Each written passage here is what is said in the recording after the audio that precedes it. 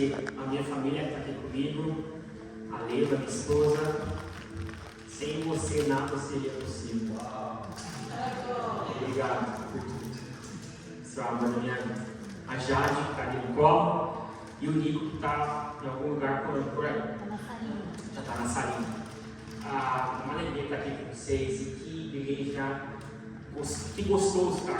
Que ambiente maravilhoso. A gente foi muito bem recebido já e a gente está em casa. Pastor, muito obrigado pelo convite.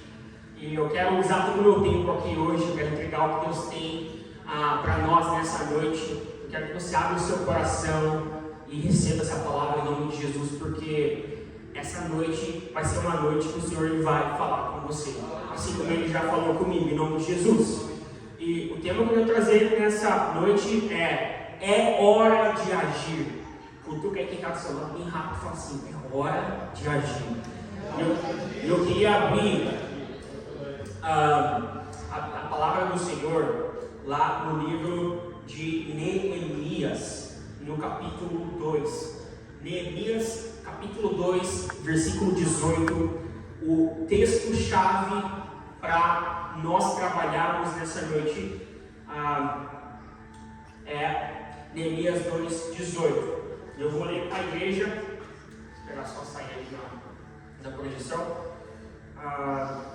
Amém. Também lhes contei como Deus tinha sido bondoso comigo e que o rei me tinha dito.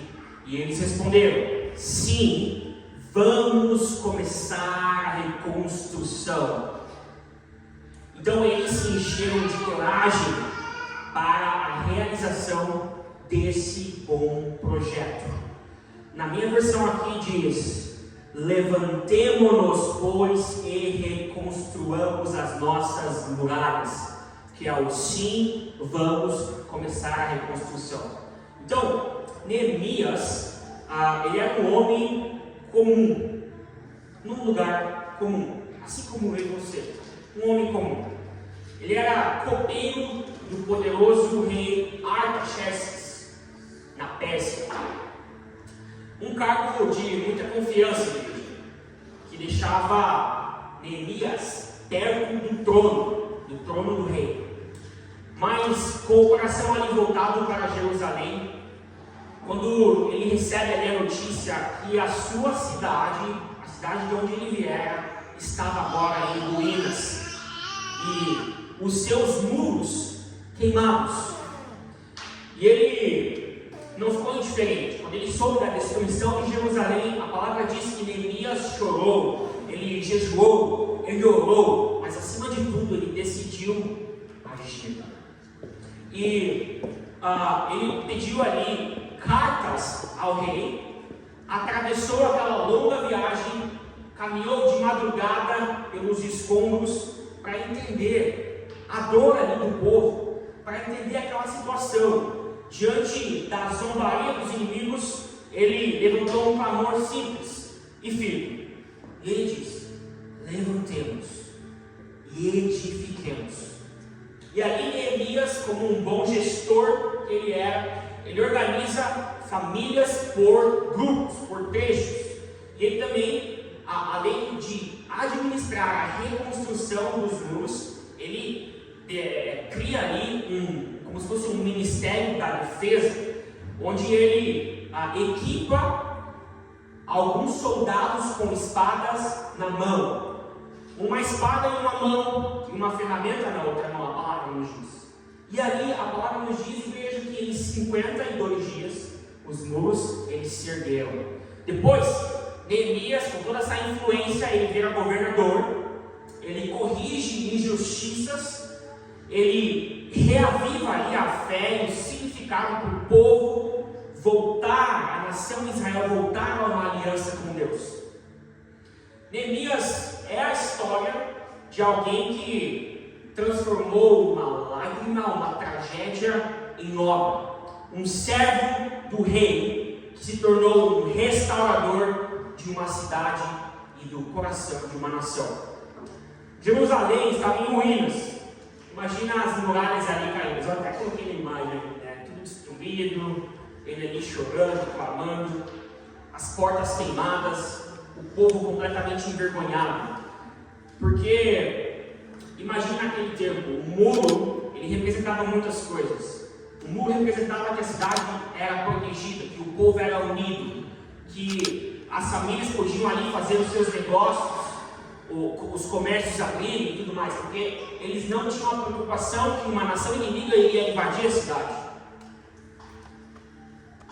Então, a vida era organizada, mas sem os muros, Jerusalém vivia exposta ali a saqueadores, inimigos.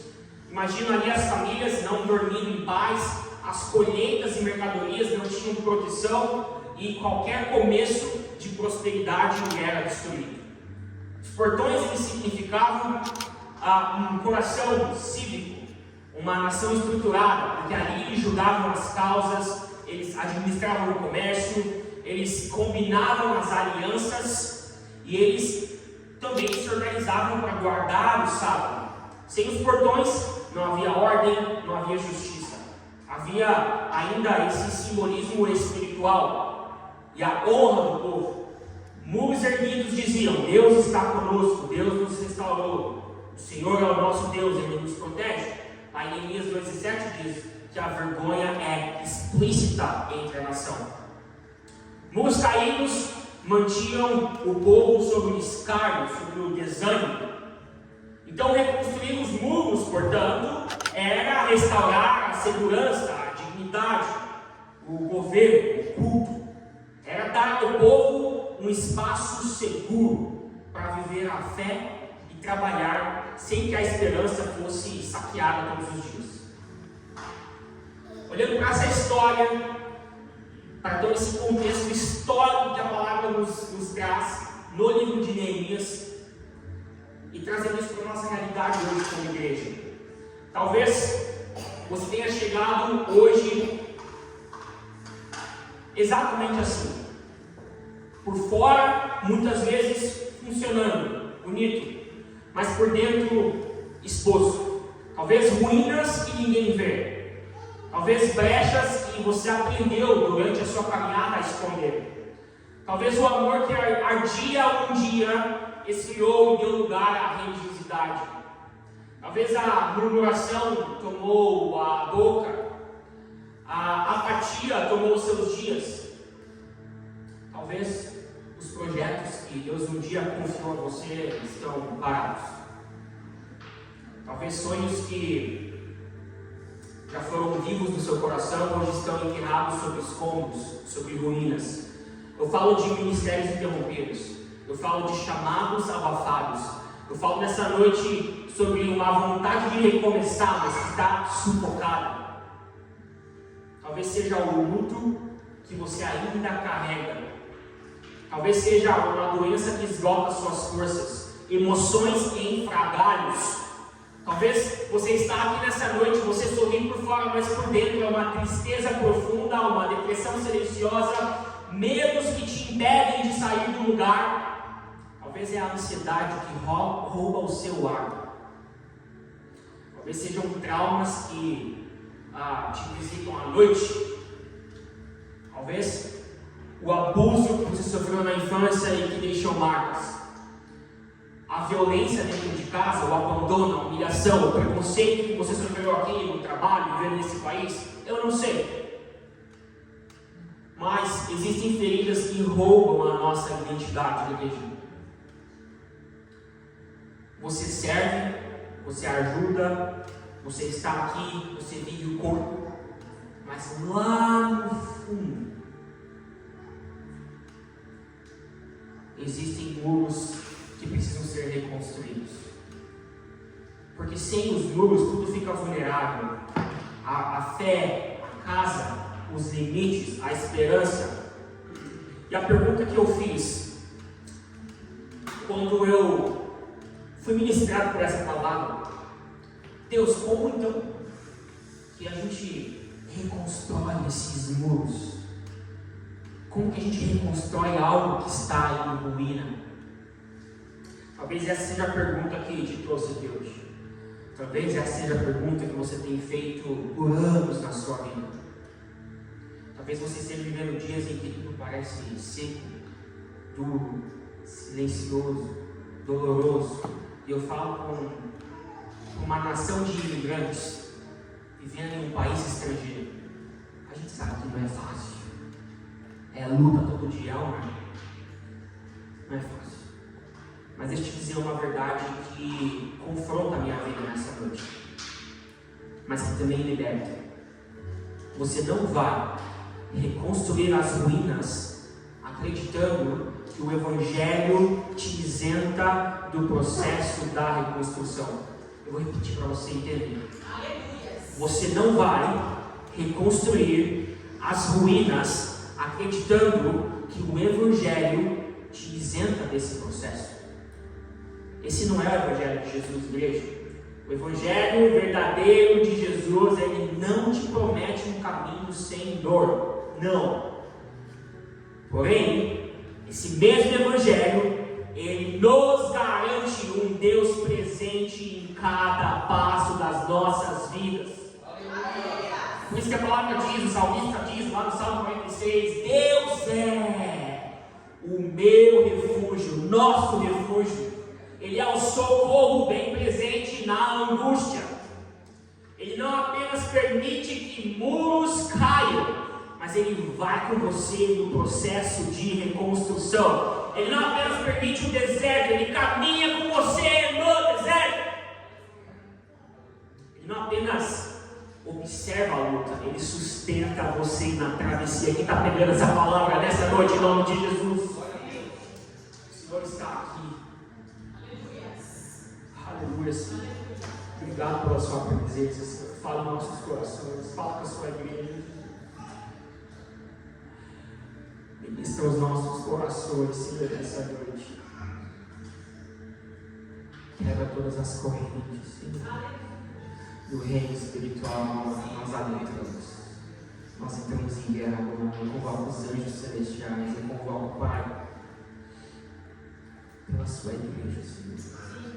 Pelo seu povo, Jesus. É noite de reconstrução. É hora de agir. O Senhor, Ele protege você. Ele protege a sua entrada, a sua saída. Ele protege a sua casa, os seus filhos, os seus pensamentos, a sua família, as suas emoções. Nada escapa do cuidado dEle. Ele tem cuidado de você. O Senhor, Ele tem cuidado da sua casa, Ele tem cuidado da sua vida. Nós estamos aqui hoje, 2025. Que dia que é hoje? Hoje é dia 27 de setembro de 2025. E aqui nós estamos. Até aqui o Senhor, Ele nos sustentou. Até aqui o Senhor te sustentou. Nada escapa do cuidado dEle. Porém, eu hoje aqui, eu não vim aqui como alguém que tem todas as respostas, com muita humildade no meu coração. Eu vim como alguém que foi completamente sacudido por um terremoto que deixou toda a minha estrutura familiar em ruínas. Então eu sei falar de reconstrução, pastor, porque eu estou vivendo uma reconstrução agora. Eu estou reconstruindo muros com a minha família. Agora, eu vim como alguém nessa noite que conheceu o chão da dor, da perda, da incerteza. Eu sempre vejo pregadores se apresentando como super-heroes, cheios de autoridade, cheios de ousadia. Eu acho o máximo isso, mas eu acho mais incrível ainda quando o pregador diz: eu não sou nada. Eu sou tão falho quanto você está aí sentado nesse banco. Eu estou pregando para mim mesmo nessa noite. Eu também estou vivendo esse processo. Então eu venho nessa noite como alguém que caminhou nas ruínas e está reconstruindo muros. Alguém como você. Eu não sei como você chegou aqui nessa noite. Talvez você, como eu já falei, esteja sorrindo por fora, mas por dentro tentando manter as peças da sua vida no lugar. Talvez você esteja se perguntando nessa noite, nesses dias, nesse momento da sua vida: Deus, por que isso está acontecendo comigo? Por que eu estou vivendo isso? Mas eu quero te entregar o que o Senhor colocou no meu coração, tudo isso que eu estou vivendo. Quando você sente que você perdeu o controle da sua vida, talvez seja porque nesse momento Deus ele finalmente assumiu o comando dela. Eu vou repetir porque eu acho que você não entendeu. Quando você sente que perdeu o controle da sua vida, talvez seja porque Deus finalmente assumiu o comando. Foi exatamente isso que aconteceu comigo. E eu quero compartilhar alguns minutos os muros da minha vida que foram ao chão. Em 2017, eu e minha família, nós saímos do Brasil, tivemos uma oportunidade de trabalho aqui na Inglaterra e migramos. 2017, fazem 8 anos que a gente está aqui no Reino Unido. Porém, eu trabalho com TI, tecnologia da informação. Em 2024, eu fui 10 vezes para os Estados Unidos, ida e volta. Então, foi muito difícil, eram viagens longas, eu fiquei muito tempo longe da minha família, do meu filho, e isso começou a pesar muito. E a empresa, na época, em 2024, me fez uma oferta, falou: Jonathan, a gente quer que você então venha morar com a sua família nos Estados Unidos. Você pode escolher qualquer estado aqui da costa leste e a gente vai pagar o processo do seu visto e tudo mais, e você vem com a sua família. E a gente entendeu do Senhor que o Senhor estava nos chamando para os Estados Unidos. Sempre foi um sonho da minha vida morar. Se eu estou aqui hoje é porque um dia eu sonhei em morar nos Estados Unidos, inclusive. E nós fomos. E foi bem no momento onde o nosso ministério estava abrindo a primeira unidade nos Estados Unidos, a Catedral de Orlando. E ali, junto com o pastor Sandro, a gente falou: olha, a Flórida é o lugar, vamos para a Flórida. A gente se mudou para Orlando. Isso foi no começo de 2024, né, amor? Começo de 2024, finalzinho de 2023. Nos mudamos para os Estados Unidos. A gente alugou nossa casa aqui, inclusive, para o pastor Sérgio, lá de Peter, que agora está em Barmouth. Ele ficou lá cuidando da nossa casa. Nós fomos para os Estados Unidos, iniciamos lá o projeto Catedral Orlando, com o pastor Sandro, abrindo o PG. E hoje eu tive uma memória muito forte disso, porque era dessa forma: violão, sem músico, a gente começando, e esse clima gostoso. Era assim. E ali a gente começou a crescer, abrimos tampa também junto com o pastor Sandro, os PGs crescendo, a gente assumindo os jovens, fazendo a live, a coisa explodindo, como estava. E no trabalho, o que aconteceu? Essa empresa que me trouxe para os Estados Unidos, ela foi comprada por uma empresa maior. Rolou um acquisition, que a gente fala. E todo mundo que estava acima de mim começou a sair. E nisso, a Leila engravidou. Nós fizemos um milagre, inclusive, porque a minha nenenzinha aqui, a Jade, a gente tem 2 percas antes da Jade. E na gravidez da Jade, a Leila passou por um processo, por um sangramento muito forte. E lá na emergência, o médico falou: você teve outro aborto. A gente fez o scan, não tem mais bebê e tudo mais, aquela coisa toda. E nós realmente achávamos que tínhamos vivido um outro aborto, mas Deus ele fez um milagre. A Leila não teve um aborto, ela teve um sangramento muito forte. O embriãozinho estava lá, em um estado muito crítico, mas sobreviveu. E a partir disso ela teve uma gravidez saudável e a Jade nasceu.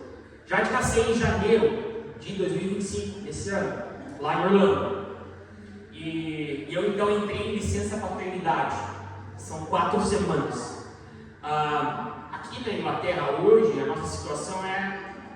eu tenho passaporte britânico já, então faz muitos anos que a gente mora aqui, então eu não lembrava mais como era você estar em um país com um visto que está amarrado ao seu trabalho.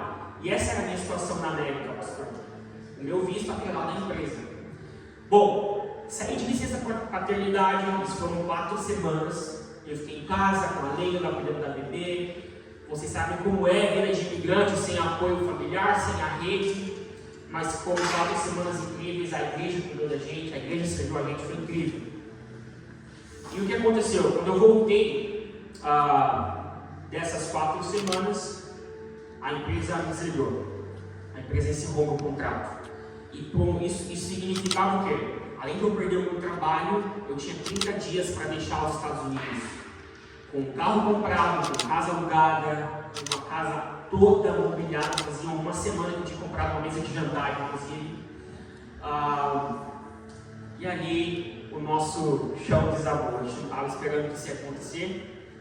E a gente entendeu que a o nosso projeto dos Estados Unidos tinha encerrado e a gente tinha que voltar para a nossa casa, para a Inglaterra. Só que isso custou muito, porque imagina a situação. Você perde o trabalho, você não tem mais dinheiro, você tem um contrato de aluguel que tinha acabado de ser renovado e eu tinha que pagar todo esse contrato, eram 10 meses de aluguel, $3.000, então só o aluguel seria $30.000 que eu tinha que tirar para encerrar aquele contrato. Além disso, a Leila estava na de cama, se recuperando de uma cesárea, ainda com os pontos, não podia andar. A Jade tinha 4 semanas, ela não podia viajar porque ela era muito nova ainda, tinha que passar pelas vacinas, fazer todos os follow-ups no médico. E naquele dia a empresa, além de me mandar embora, ela cortou o plano de saúde. Não é igual aqui nos Estados Unidos, igreja. Lá sim, o plano de saúde, você precisa pagar, e é muito caro, muito caro. E é aquele momento que você perde o chão. E eu falo, Deus, e agora? Sem trabalho, com tudo isso, tendo que voltar com uma esposa grávida de uma bebê, o que eu faço? Eu liguei para a embaixada inglesa, para eles fazerem o passaporte, acelerarem o processo. Eu implorei para a empresa para estender o meu notice period, o período de vencer 1 mês, 3 meses, para eu poder voltar de forma organizada. E nada disso aconteceu, eu não tive nenhum suporte, não tive nenhum apoio. Mas nesse momento, onde o homem de Deus ele é questionado, fala, e agora? Agora eu preciso exercitar a minha fé. Agora eu preciso ir para o pó e clamar, porque com todos os meus certificados, com todas as minhas habilidades, com tudo aquilo que eu tinha, eu não tinha como resolver aquela situação. Os meus muros caíram. A minha vida estava em ruínas. A um ponto que comecei a vender as coisas em casa rápido, porque tinha que voltar. Assim, 10% do valor. E a primeira coisa que saiu da nossa casa foi a nossa cama. E aquilo acabou comigo, porque a minha esposa, se recuperando de uma cesárea, ela teve que dormir no chão, ela não conseguia se levantar para amamentar. Então foram semanas onde o Senhor ele nos levou ao limite. Mas nesse processo eu vi a mão de Deus. Hoje fazem 6 meses que mais de 6 meses que a gente voltou para a Inglaterra. E nós temos vivido algo extraordinário nesse nosso retorno. A gente conseguiu várias coisas, o Senhor nos abençoou. Por exemplo, o landlord da nossa casa falou, não. Eu sei que o contrato exige que você pague tudo, mas eu entendi essa situação. Você vai pagar só 1 mês e nós vamos encerrar o seu contrato. E Deus ele foi tão bom que a gente voltou, a gente conseguiu mobiliar toda a nossa casa, a gente conseguiu comprar um carro, nós estamos vivendo uma das melhores fases da nossa vida em tão bom tempo. Estava falando para minha esposa, inclusive, como Deus ele tem nos abençoado. De uma forma que eu falo assim, meu Deus do céu, não estou acreditando que isso está acontecendo na nossa vida. Como Deus ele tem sido bom na nossa vida financeira, naquilo que a gente tem se planejado, nas contas que já foram pagas, como isso aconteceu, não tem explicação. E eu quero compartilhar diante desse processo, igreja, que a gente precisa parar e agir diante de uma palavra do Senhor, sem medo. O Senhor tem entregado coisas nas nossas vidas, existem coisas que estão nas nossas mãos. Já tem o sim de Deus, mas você precisa confiar, caminhar no sentido de eu vou dar um passo, e eu não sei o que está na minha frente, mas eu confio no Senhor. Eu confio que Ele vai cuidar de mim, Ele vai cuidar da minha casa. Em todo esse processo que nós vivemos, igreja, eu vi a mão do Senhor sobre a minha esposa, sobre a minha filha, o cuidado de Deus sobre todas as coisas, não faltou nada. E eu quero compartilhar 2 pilares nessa noite, sobre como a gente reconstrói esses números. Porque assim como eu vivi essa situação, eu tenho certeza que você também tem vivido situações talvez muito piores que essa. E a gente precisa entender que o Senhor ele nos chama para viver o melhor nessa terra. E debaixo dessa palavra eu quero compartilhar o primeiro pilar aqui, o que a gente aprende com Neemias, e como ele reconstruiu esses muros. E o primeiro pilar é olhar para frente. olhar para frente. Parece muito simples, não? Mas vamos mergulhar aqui na palavra. Vamos lá para Neemias, no capítulo 12, no versículo 12. A palavra diz, no capítulo 2, no versículo 12, que Neemias, ele sair de noite com alguns dos homens. Eu não havia contado a ninguém o que o meu Deus havia me posto no coração para fazer por Jerusalém. Não levava animal algum além daquele que eu estava montado. De noite, saí pela porta do vale, na direção da fonte do dragão e da porta do espelho, examinando o muro de Jerusalém, que havia sido derrubado, cujas portas haviam sido destruídas pelo fogo. Fui até a porta da fonte e do tanque do rei, mas ali não havia espaço para o meu animal passar. Por isso, subi ao vale, ainda de noite, examinando o muro. Finalmente, voltei e tornei a entrar pela porta do vale. Neemias aqui ele só consegue apontar o povo para o amanhã, porque em uma noite ele encara a realidade.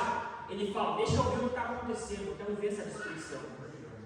Realmente, aqui está tudo destruído, aqui está cheio de entulho, aqui eu preciso arrumar, esse portão precisa ser trocado. Ele não romantiza com o passado, ele não idolatra o tempo de antes, ele mede os escombros para decidir qual é o próximo passo, qual é a próxima pedra que eu vou colocar para reconstruir, para sair dessa situação. Ele olha para frente, e olhar para frente é você viver a verdade no seu presente, mas apontar a direção para o seu futuro. E às vezes existem situações que travam o nosso olhar para frente. Às vezes nós temos essa dificuldade de olhar para frente. A gente está olhando para frente, mas ao mesmo tempo caminhando e olhando para trás.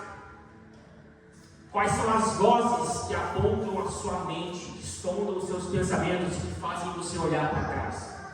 Quero falar hoje, nessa noite, igreja, de culpa e vergonha. Exemplos como pecado sexual do passado, recaída em pornografia, adultério, divórcio, falência que você teve numa empresa, talvez, um aborto, brigas que feriram gente. Como que isso trava? Como que isso nos trava? Como que esses exemplos de culpa e vergonha nos travam de olhar para frente? Você se define pelo erro que você cometeu no passado. E você foge da responsabilidade, você evita o chamado de Deus para a sua vida, você evita um relacionamento íntimo com o Pai, porque no fundo você se culpa, você tem medo. Quero falar nessa noite de traumas e perdas. Talvez um abuso físico, emocional, sexual que você viveu na sua infância, talvez uma violência doméstica, um abandono.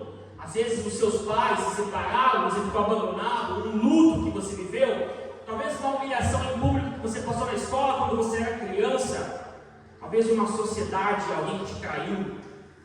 Como que isso nos trava? Traumas e perdas. Isso liga em você um modo de alerta permanente. E aí você fala assim, não, eu fiz negócio com um fulano, deu errado, ele me roubou, eu nunca mais vou abrir uma empresa, eu nunca mais vou fazer uma sociedade. Eu quero compartilhar nessa noite, igreja, a comparação que rouba a sua identidade, tira o seu ritmo para que você avance e olhe para frente. Vamos falar aqui das redes sociais, por exemplo, você enrolando lá o seu Instagram, comparando o seu ministério, o seu salário, a sua casa, o seu corpo, o seu resultado com alguém que está lá postando alguma coisa que às vezes nem é verdade na internet. Invejar o dom alheio e desprezar aquilo que o Senhor te entregou, aquilo que Ele já fez na sua vida. Por que isso nos trava? Porque você tenta correr uma corrida que não é sua. Você acelera onde Deus mandou você caminhar. Você freia onde Deus mandou você avançar. Você quer viver aquilo que não é o que Deus tem para você. Essa é a comparação. Mas você fica parado, estacionado. Você não avança. Eu quero falar nessa noite sobre a procrastinação. procrastinação, veja. O que é a procrastinação? É você adiar as decisões, as tarefas importantes, procurando ali um alívio rápido. Talvez mais um videozinho aqui no Reels, talvez mais uma planilha. Quando estiver tudo perfeito, quando estiver pronto, aí eu começo. Sabe por quê? Porque lá no fundo você tem medo de falhar. Lá no fundo você ainda é perfeccionista. Você quer que saia perfeito, para daí você começar. Falta para aquele próximo passo de fé com clareza, debaixo de uma palavra de Deus. Quem é que tem palavra de Deus? Quem é que tem palavra de Deus para a sua vida? Amém? Eu quero falar nessa noite, igreja, sobre a falta de resiliência com que Deus nos deu. Falta de resiliência para aquilo que já está nas suas mãos. Sabe quando a gente despreza aquela portinha pequena? Quando a gente larga o ministério porque falaram mal, porque não aplaudiram, porque, enfim, situações pequenas. Quando você troca aquele projeto só porque fizeram uma crítica, só porque criticaram, você nunca acumula os tijolos suficientes para virar, para que esses tijolos virem uma parede, para que esses tijolos virem um muro. Você vive recomeçando do zero, confundindo a novidade com o progresso. O que o Senhor está falando nessa noite para você é: não despreze os pequenos começos. Às vezes você tem algo lindo nas suas mãos, que está lá engavetado, você não começa porque você fala: não vou começar isso não, Deus. Eu não sei se vai dar certo, sabe? Eu tenho vergonha de começar isso aqui. O que vão falar, Senhor? Essas vozes, elas nos apontam para trás. Elas te seguram, mas não deixam você avançar. Eu estou falando de olhar para frente. Como a Bíblia nos ensina a olhar para frente, veja. Como a Bíblia realinha o olhar. Como eu aprendo nessa noite a olhar para frente. Jesus, ele não oferece um atalho emocional. Jesus, ele é o caminho, a verdade e a vida. Está lá em João 14, versículo 6. Então, se ele é o caminho, a direção, quando parece que não há um mapa, eu vou dizer de novo: se ele é o caminho, a direção, mesmo quando não há um mapa. Se ele é a verdade, nós não precisamos negar os escombros para avançar. Se ele é a vida, então há fôlego novo para continuar erguendo os muros. E Paulo traduz isso de uma maneira fantástica, quando ele nos diz: esquecendo-me das coisas que ficaram para trás, eu avanço, eu prossigo para as coisas que estão adiante de mim, eu prossigo para o alvo. É assim que nós avançamos, igreja. Primeiro, Jesus, ele é o caminho, a verdade e a vida, e nós prosseguimos para esse alvo que é Cristo, amém? E ele continua explicando esse motor, esse funcionamento dessa marcha de avançar, prosseguindo para um alvo, para uma direção que é Cristo, quando ele instrui a igreja, lá em Romanos 12, no versículo 2, sede transformados pela renovação da vossa mente. Olhos do alvo, mente renovada, passos consistentes. É assim que nós avançamos. Isso precisa ser diário. Isso precisa ser diário. E Provérbios confirma isso. Olha só como a Bíblia é espetacular. Provérbios, no capítulo 4, no versículo 25. Provérbios 4, 25. Olhem fixamente para onde? Para trás? Para frente. Mantenham o olhar no que está adiante. Para pensar comigo nessa noite. Como nós temos uma dificuldade de virar a página e olhar para frente. Hebreus, no capítulo 12, no versículo 1, sela essa palavra.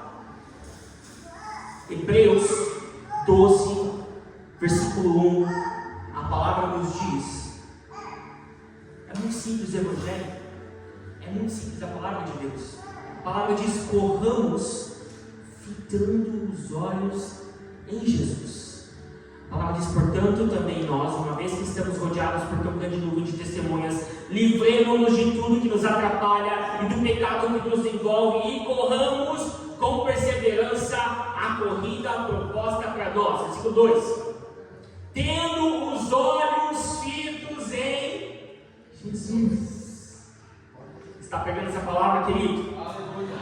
Hoje, em vez de negociar com lembranças que paralisam a sua vida, limpe essa bagunça, jogue fora essas ruínas, prepare o terreno para uma boa limpeza. Livre dessas vozes que te paralisam, olhando para o alvo que é Cristo e avançando todos os dias, renovando a sua mente. E o que você vai fazer? Você vai nomear onde a muralha cedeu, assim como Neemias foi lá e olhou a cidade destruída. Defina qual é o próximo tijolo que você vai colocar na reconstrução desse seu muro. Não o muro inteiro, é só o próximo tijolo. Você não precisa pensar no muro inteiro, é só o próximo tijolo. E em vez de você colecionar, e se um dia talvez, escolha um alvo alinhado com Cristo para a sua vida. Eu estou falando de santidade na sua casa, em nome de Jesus, receba essa palavra. Eu estou falando de reconciliação, disciplina no secreto. Eu estou falando de diligência no seu trabalho. Eu estou falando de arrependimento, de perdão, de ousadia. E submeta a sua mente à palavra diariamente, renovando a sua mente. Porque reconstrução não é um ato isolado, é uma marcha constante. Todos os dias eu vou renovar a minha mente. Todos os dias eu vou ler a palavra, todos os dias eu vou orar, todos os dias eu vou reafirmar aquilo que Deus tem para a minha vida. Nós não pedimos permissão às vozes do passado, nós ouvimos o Rei e seguimos. Porque se Jesus ele é o teu caminho, há caminho. Se Jesus ele é a verdade, há direção. Se ele é a vida, há força na sua vida, em nome de Jesus. Recebe essa palavra, querido? Levante suas mãos, feche seus olhos nessa noite, em nome de Jesus. Eu profetizo que palavras adormecidas ressurjam com força e fogo sobre a sua vida nessa noite. E essas palavras elas vão te empurrar para o que o Senhor tem para a sua vida, que é mais de Deus, que é um caminho novo, que são novos começos, que é um novo capítulo. Eu profetizo que o que parecia perdido, enterrado, floresça nessa noite, debaixo da mão poderosa do Deus Todo-Poderoso que está aqui, adiante de você, para frente, avançando. Eu declaro em nome de Jesus nessa noite, sobre a sua vida, que decretos humanos contrários sejam anulados agora, debaixo dessa palavra, no reino espiritual, com autoridade. Nós anulamos nessa noite todo decreto humano contrário sobre a sua vida. E o propósito de Deus, ele vai abrir o caminho à frente. Eu profetizo o fim de ciclos de frustração. Eu profetizo o fim de ciclos que não estão sendo bênção na sua vida, ciclos de maldição. Eu profetizo o fim desses ciclos nessa noite e o início de um ciclo novo de frutificação sobre a sua casa, sobre a sua família, sobre os seus negócios, sobre a sua vida com Deus. Um novo começo onde você vai avançar, renovando a sua mente, olhando com os seus olhos fitos em Jesus, o autor e consumador da nossa fé, aquele que é e que há de vir, o Senhor, o Todo-Poderoso, em nome de Jesus. Eu declaro renovo na fé, clareza para uma visão extraordinária. Eu declaro ousadia para passos de autoridade. Eu declaro ousadia para uma voz para essa geração, em nome de Jesus. Receba essa palavra, querido. Repete comigo: Senhor. Mais forte: Senhor. Eu ergo os meus olhos diante de Ti. Eu solto o passado que me amarra. E em Ti, Jesus, eu prossigo para o alvo. Aleluia.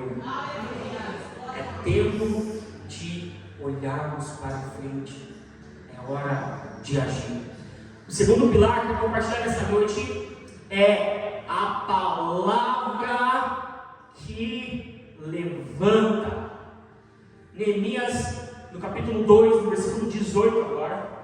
Depois dessa noite dos escombros, vem a manhã da voz. Porque Neemias aqui, ele junta o povo, e ele não faz um discurso longo, cheio de não. Ele dá uma ordem, ele dá uma direção. A palavra diz, versículo 18: também lhes contei como Deus tinha sido bondoso comigo, e o que o rei me tinha dito. E eles responderam: sim, vamos começar a reconstrução. É hora de agir. Chega, vamos começar a reconstruir. Esse é o chamado, não é um slogan, é hora de pôr a mão na massa, é hora de começar as mangas e trabalhar. Vamos refazer isso. E sabe o que costuma sabotar essa palavra? É hora de agir, é hora de vamos fazer o que Deus deu debaixo dessa palavra. Roteiros internos que você tem na sua vida de derrota. Você talvez essa pessoa que fala assim: poxa vida, eu sempre estrago tudo, eu sou um atrapalhado mesmo, nada que eu faço dá certo. Ah não, isso não dá pra mim não, eu não sou inteligente para você. Ah, eu acho que isso é muito para mim. Ou aqueles rótulos antigos: divorciado, falido, problemático, TDAH. Gente, para de falar que você tem TDAH. Você não tem, você está liberto agora em nome de Jesus. Eu acho que tem. É só lá em Peter, né, que a gente tem as pessoas que falam que eu sou TDAH, a gente tem essa desculpa. Não! Isso são rótulos que você cria, verdades que você cria para você mesmo. Ah, eu sou problemático. Ah, eu sou muito fraco, isso não é para mim não. Chega. É hora de você se levantar em ousadia debaixo de uma palavra do Senhor na sua vida. Às vezes são palavras de morte que você ouviu lá na sua infância, assim como eu, pastor. Você não faz nada direito, moleque. Olha, o que vai dar quando eu crescer isso aqui? Não faz nada. Não vai dar em nada, tá? E aquilo fica martelando na sua cabeça até hoje. Eu não sou nada. Nada que eu faço vai funcionar. Porque o meu pai falou isso para mim. Às vezes são palavras que são repetidas hoje, dentro da sua casa, talvez, no seu relacionamento aí com o seu cônjuge. Sabe aquela crítica crônica, aquela ironia, aquele desalento, isso arrebenta com qualquer um. Isso arrebenta com qualquer relacionamento. Se você faz isso com a sua esposa, você arrebenta com ela. Ou é aquela coisa, né? E se eu fracassar? Porque na verdade, esse e se eu fracassar é o seu medo de ser julgado pelas pessoas. É aquela necessidade de aprovação que fica explodindo dentro de você. E isso te trava. Você tem a palavra do Senhor, você tem a ordem e você não faz porque você está falando: mas vão pensar o quê? O que vão falar se eu começar a pregar aqui na escola? Se eu começar a falar de Jesus no meu trabalho? O que vão falar se eu me arriscar aqui e abrir um negócio? Eu compartilho nessa noite com eles também sobre culpa e autoacusações. Que é você tentando cobrar de você mesmo aquilo que Cristo já conquistou na cruz por você mesmo. Essas vozes, elas não têm a última palavra sobre sua vida.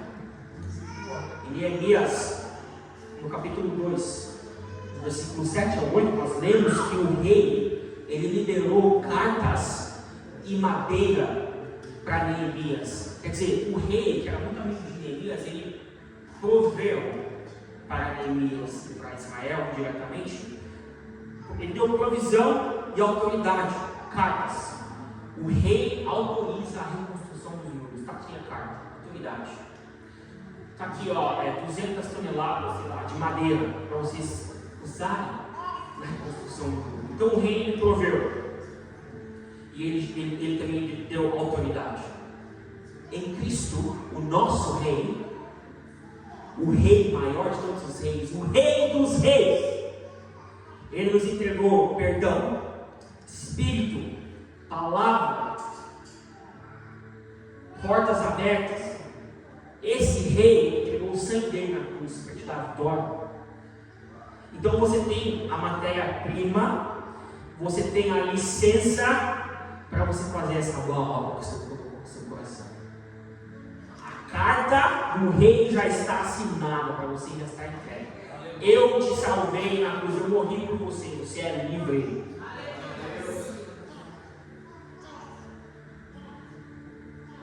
Como a Bíblia, de forma prática, já caminhando no ensinamento, como a Bíblia nos ensina a falar e a andar. Porque a gente está falando da palavra que levanta, certo? Então pensa assim, Deus, Ele fala, o coração crê, a boca concorda e os pés, eles obedecem. Por isso que Deus fala para Abraão, sai da sua terra, da sua parentela, vá para uma terra que eu ainda vou te mostrar. Então, nós precisamos falar. Pensa lá, a gente fala em Gênesis, quando Deus ele cria tudo, ele fala, haja luz, é uma palavra que ele libera. E houve luz.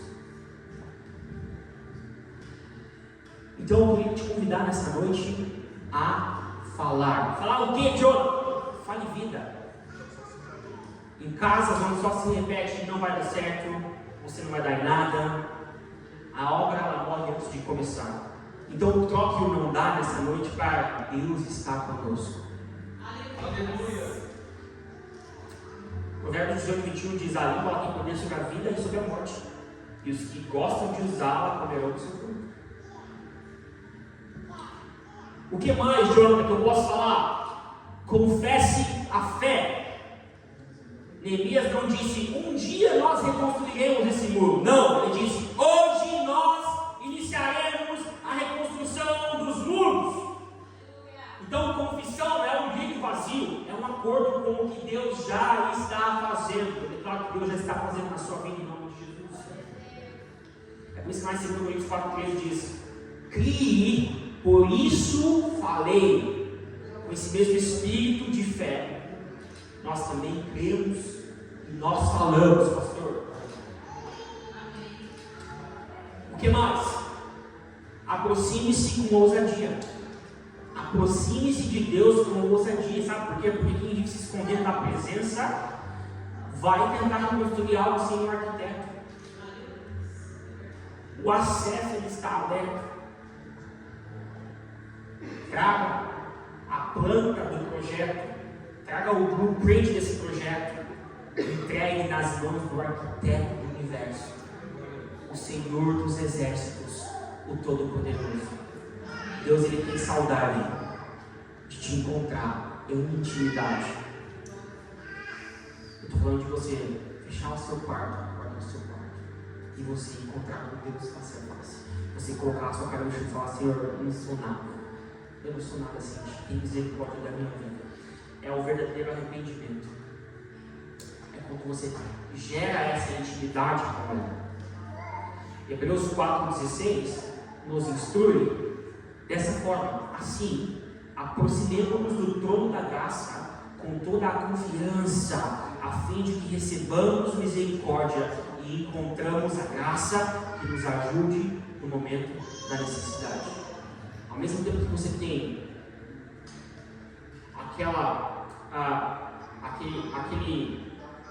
aquela predisposição de você, Senhor, tem misericórdia da minha vida, não sou nada, seja ousado a acessar a presença dele.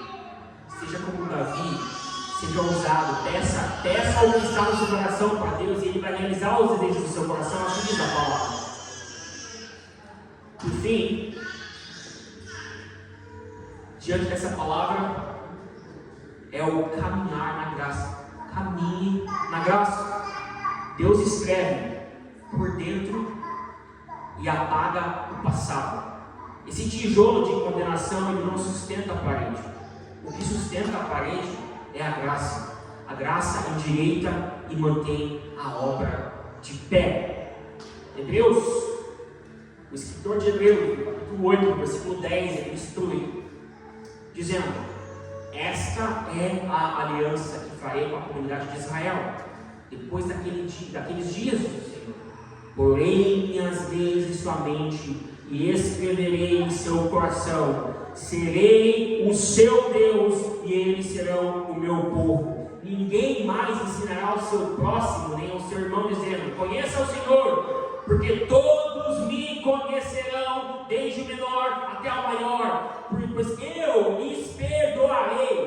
vontade, e não lembrarei mais dos seus pecados.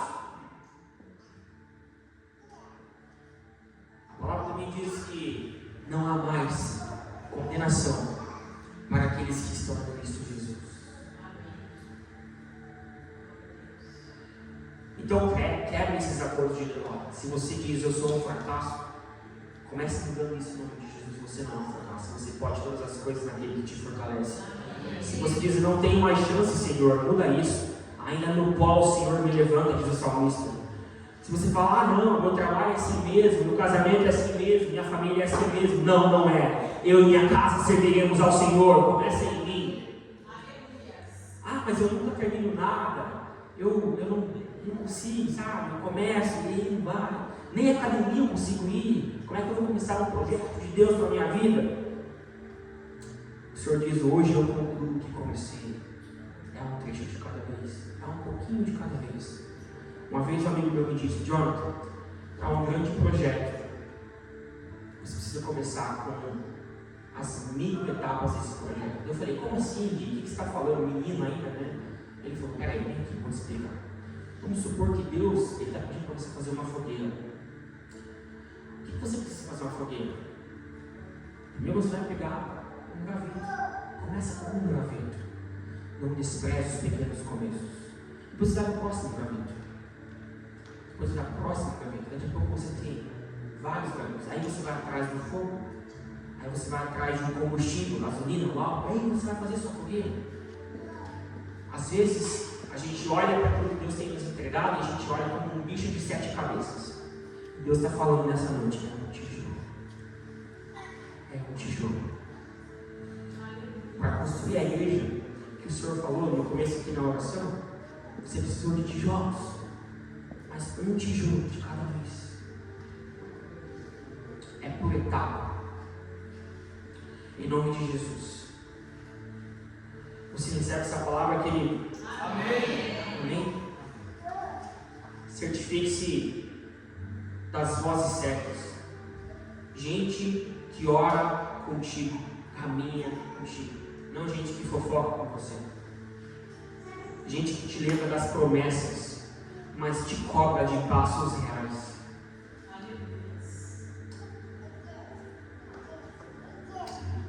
Levante suas mãos, feche seus olhos em nome de Jesus. Senhor, eu profetizo nessa noite que a voz de Deus ela vai substituir narrativas de derrota. Onde diziam acabou, o Senhor diz eu só estou começando. Eu profetizo sobre culpas e acusações. Elas perdem força agora em nome de Jesus. E a graça começa a governar essas mentes. Eu declaro portas, recursos, cartas que cheguem ao teu carteiro. Tudo que falta para você erguer esse mundo, o Senhor te entrega nessa noite em nome de Jesus. Eu profetizo que a sua casa ela será um ambiente de vida e não de morte a partir de hoje. A nossa boca ela edifica as nossas mãos e nós declaramos dessa forma assim. Em nome de Jesus. Nós declaramos, Pai, novos começos nessa noite, Pai. Novos começos. Eu não sei, querido, às vezes você precisa reconstruir muros. Se existem brechas que te expõem na sua mente, nas suas emoções, na sua casa, na sua fé, eu te convido a responder isso nessa noite. Se coloque em pé, em nome de Jesus. Ele está aqui. Pai, em nome de Jesus, nós encontramos o Senhor nessa noite, Pai. Tu és santo, Senhor. Nós apresentamos diante de Ti, Pai, sem maquiagem, sem máscara. Tu és o Deus eterno. Tu és o Deus que não se cansa, que não se fatiga. Ah, Senhor. Tu és o Deus que fortalece o cansado. Tu és o Deus que multiplica as forças. Senhor, olha para esses muros. Senhor, onde houver culpa e vergonha, cobre-nos, Senhor, em nome de Jesus, com o seu sangue nessa noite. Senhor, onde houver trauma, perda, Senhor, nos libere uma cura, nos libere um consolo do seu Espírito nessa noite. Aonde houver a comparação, Senhor, silêncio nessas vozes, em nome de Jesus. Nós declaramos a restauração da identidade dos seus filhos nessa noite, Senhor. Onde houver a procrastinação, o desânimo, Senhor, nós declaramos um sopro de vida, de ânimo, em nome de Jesus. Derrama, Pai, perseverança, constância. Nós nos reunimos como igreja nessa noite diante dessa palavra. Nós dizemos não a tudo aquilo que nos acusa do passado, Senhor. Nós não vamos olhar para trás, nós avançaremos. Nós não vamos olhar para trás, nós não vamos murmurar, lá atrás, no passado era tão bom. Não, nós olharemos para frente. E eu declaro nessa noite estações novas, estações de prosperidade, ciclos onde o Senhor ele vai levantar homens e mulheres de Deus nessa casa. O Senhor levanta nessa noite homens e mulheres de Deus, homens que estão e mulheres que estão dispostos a crescer, a viver o que o Senhor tem. O melhor de Deus está por vir. Nós declaramos nessa noite, Senhor, debaixo dessa palavra, sobre todas as famílias aqui representadas, sobre essa cidade, sobre essa igreja, sobre o pastoreiro, o pastor Diego, Pai. Nós declaramos, Pai, muros sendo erguidos no reino espiritual agora, sobre essas famílias, sobre essas casas, que o Senhor gere uma onda, Pai, de avivamento, de autoridade, de reposicionamento em Ti. Nós caminhamos e nós avançamos diante dessa palavra, crendo que o Senhor ele tem o melhor para nós. O Senhor ele tem o melhor para nós, ainda nessa terra, ainda nessa vida. Nós agora, Pai, em nome de Jesus, diante dessa palavra, nós nos despimos de todos esses pensamentos intrusivos, de todas essas acusações do passado, da palavra de maldição que foi lançada. Em nome de Jesus, eu declaro a libertação do seu povo nessa noite. Eu declaro agora novos começos em Ti. Eu declaro agora homens e mulheres de Deus se levantando em ousadia debaixo dessa palavra. Em nome de Jesus. Em nome de Jesus. Em nome de Jesus. Aleluia. Aleluia. Ainda com os olhos fechados, levante suas mãos e declare comigo: eu creio. Por isso eu falo. Eu falo e por isso eu dou o passo. Diga: hoje eu coloco o próximo tijolo. Hoje eu reabro o portão da vergonha que fechou. Hoje eu fecho a brecha que a dor abriu. Hoje eu me levanto em Cristo em um recomeço pela graça. Se você recebe essa palavra, querido, aplauda ao Senhor, glorifica Ele em nome de Jesus. Louvado ao nome do Senhor. Obrigado, Senhor. Obrigado, Senhor, por essa palavra. Aleluia.